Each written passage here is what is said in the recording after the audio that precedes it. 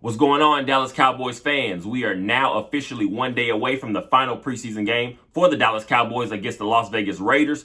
There are still going to be a few guys on somewhat of a bubble watch, pretty much trying to figure out, are they going to make the final 50-man roster? 53-man roster for the Dallas Cowboys? Are they going to find themselves on the practice squad? Are they going to find themselves maybe potentially having a place on another NFL team? We'll see. I want you guys to go ahead and subscribe, like, comment, anything down below. I appreciate you guys' support. You have been amazing for growing the channel, and we will continue to keep going. Of course, obviously, in that final preseason game for most teams, if not all, that's going to be the game that pretty much you're not really expecting any starters to get any playing time. You're pretty much now trying to see some of the rookies, some of the young guys, some of the, I guess, talk about fringe guys that are still potentially trying to find themselves a place on this team. That's what this final preseason game is going to be about. And we know, of course, there's obviously going to be some places because I can say, of course, we already know Dak Prescott's not going to be playing. I don't expect to see a guy like CeeDee Lamb, Brandon Cooks, any of those guys. So what does that mean? That means more opportunity. Potentially, I'm not expecting Jalen Tolbert to have any playing time in this game because we do know he pretty much has solidified that top 4 wide receiver spot, of course. So he's going to be very vital to what this team's success is in the upcoming season if that's his final placement. So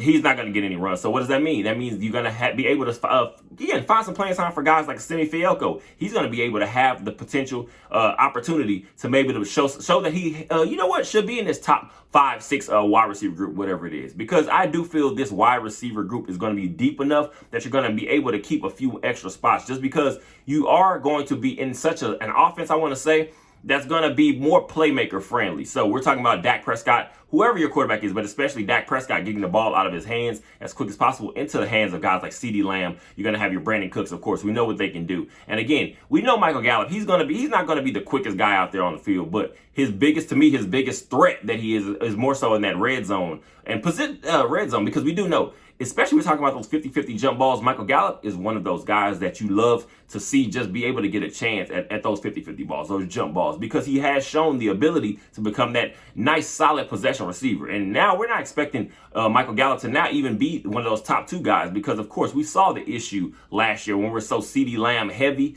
and all of a sudden behind that, you're throwing in guys like Noah Brown and injured Michael Gallup or trying to return from injury, and you can tell he was not exactly what he was probably expecting for himself to be coming back. But also Jalen Tolbert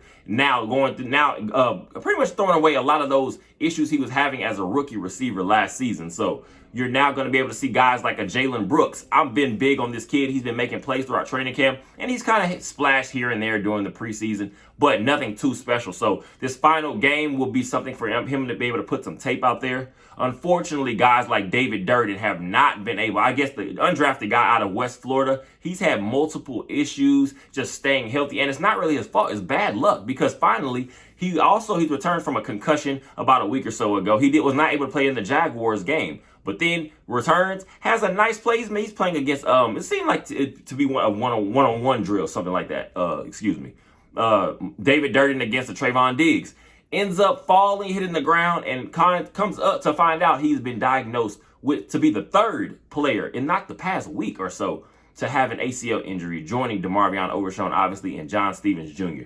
Very unfortunate for a guy like that because he was one of the guys I kind of, pointed at originally coming out of the final draft process, and after we got the undrafted rookie signings, I was expected to see a guy like David Durden potentially make some plays, and we'll see exactly because I saw him more as a slot possession receiver, and you can't have too many of those guys just being on your team, whether it's practice squad or anything. So very unfortunate for him, but hopefully a guy like Jalen Brooks, I think, again, can make some plays. I want to see what exactly Jaden Moreno-Cropper can do. We haven't heard much from him. Another guy I expected to potentially see some plays being made from that hasn't really done much, I guess, up to this point. So very big game. What I'm also going to say is I'm not expecting to see really anything that's going to obviously show too much film because, again, we're talking about, I believe, 16 days away from the first game of the regular season, week 1 against the New York Giants on Sunday night. So that's not going to be where you're expecting to see much. It's going to be a very vanilla game. Again, just guys putting your young guys and those fringe guys, bubble guys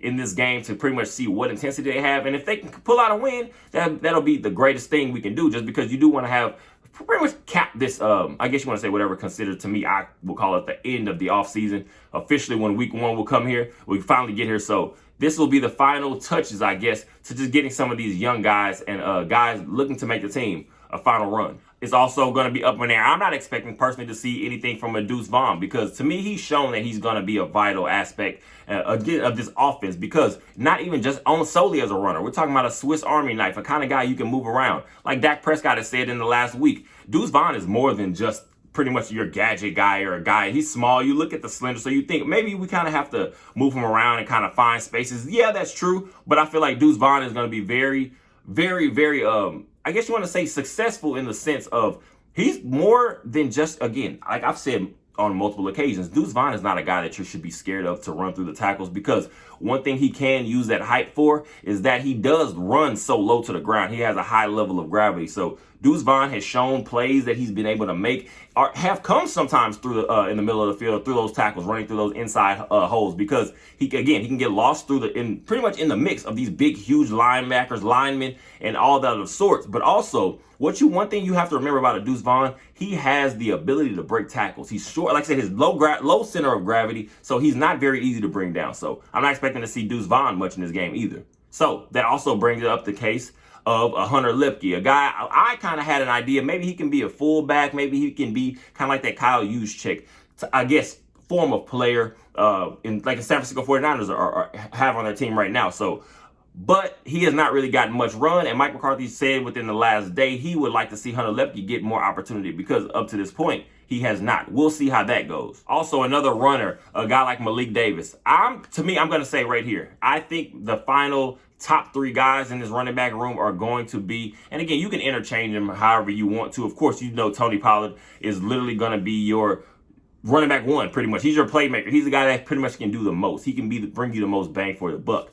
But after that, to me, I'm going to say Rico Dowdle and Deuce Vaughn. Those are my next 2 running backs, just because I feel like both of them have a skill set pretty much that's going to be useful to this team. We're also, again, we're talking about this West Coast or Texas Coast offense. We'll be running now more ball control, more, again, just getting the ball into your playmakers' hands. Rico Dowdle has shown multiple occasions he's a hard runner. He's very capable on pass blocking, and he's a guy that I'm not worried about when it comes to even spelling a Tony Pollard or a Deuce Vaughn or interchangeable. However they're going to run that, I guess pretty much you want to say how they're going to divvy out those carries and those touches.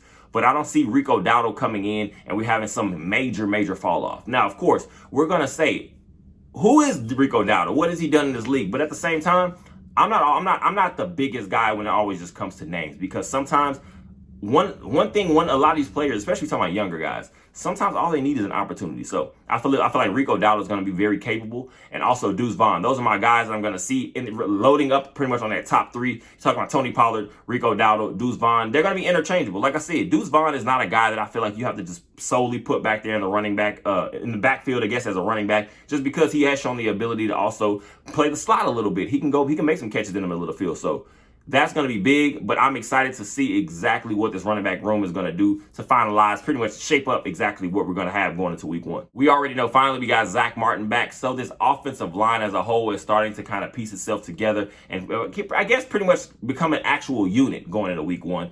But what you want to work on, of course, is your depth. And that's what I'm looking for in this game, seeing guys like Brock Hoffman, what exactly is Josh Ball going to do? We already know he's been an up and down pretty much, and more down, obviously, up to this point of his career with the Cowboys. But we're going to have to go through that and pretty much figure out what exactly is his skill set. Asim Richards, he's played really well at tackle so far in the preseason, but he said himself that the coaching staff is not solely trying to make him pretty much just a left tackle or a swing tackle. He's still being used at guard also. So Asim Richards, our draft pick, out of North Carolina, he's going to be a guy I want to see. Again, just keep getting your iron sharpens iron. As much work as you can get these guys is going to be pretty much nothing for us. Better than just an advantage for us in the long run, just because, again, we do know we have a couple guys on this offensive line, whether it's returning from injury. You're talking about a Terrence Steele. We're talking about a guy like Tyron Smith. We know what he's been throughout his career. We're talking about a Hall of Famer. And to me personally, I believe first ballot Hall of Famer.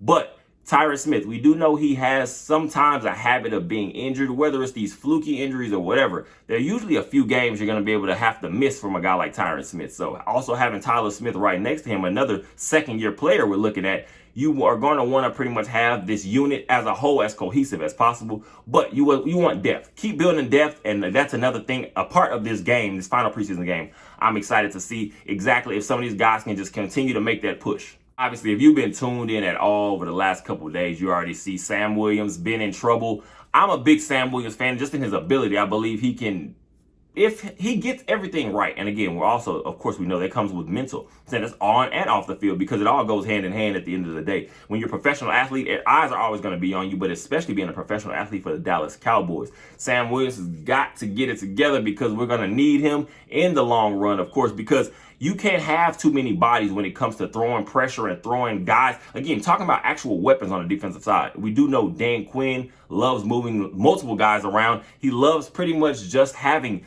the freedom to have as many fresh bodies in as much as possible. So Sam Williams is very vital, but that's going to, to me, open up an aspect of this defense. Again, we're talking about more playmakers. A guy that's been making some plays throughout this preseason so far, Isaiah Land. Again, undrafted guy out of Florida A&M, I believe.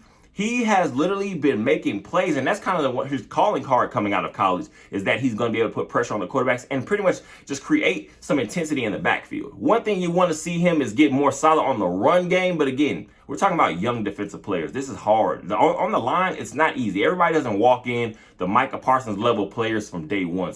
But he does have a skill set I'm excited to continue to see build. Because also, we do know, again, we're talking about some injuries. A guy we were expecting some real plays from this year, DeMarvion Overshown, just what he's shown throughout the training camp process and this early offseason. Everything going into that and finally leading to the ACL injury, unfortunately for him.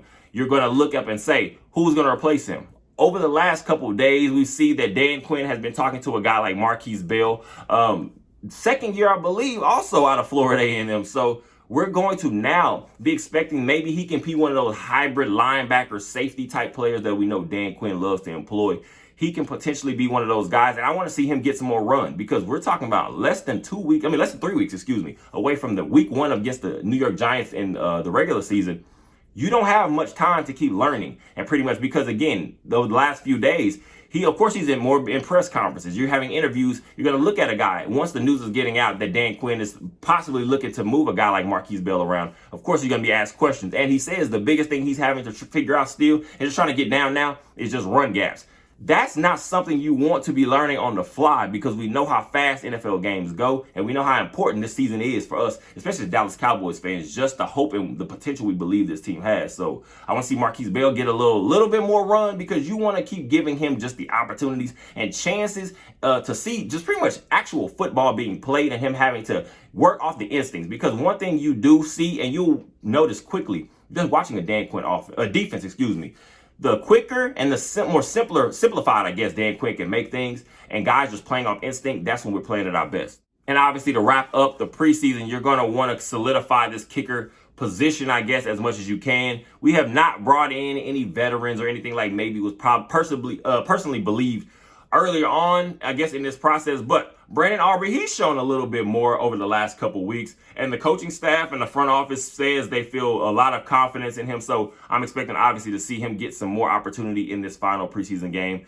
What exactly is he going to be able to bring? And just, again, the number one thing you're expecting from your kicker is just consistency. I'm personally one of the people, I don't need the kicker that can boom a 60-yard field goal just from anywhere. But I need a guy that's going to consistently hit where he needs to hit from. So if we're talking about a guy that has 45, 50 yard long, potential, that's exactly all I need you to do. But I need you to be consistent with it. Brandon Aubrey, that's going to be what he has to show, especially when it comes to these extra points. You cannot be missing these and giving up free points. So hopefully we can lock that in and get him his confidence at the highest level that it can be going into week 1, because he's going to be very needed. Again, this is the final preseason game, so we have nothing more to talk about. Just let these young guys get some run in. Let some of these, I guess you want to say veterans, or some of these fringe bubble guys come in and see exactly what they can get done in this final preseason game. And again, number one is just health. Everyone wants to leave this final preseason game, for all teams across the league, everybody wants to leave that final preseason game as healthy as possible, so that you can just focus on now the regular season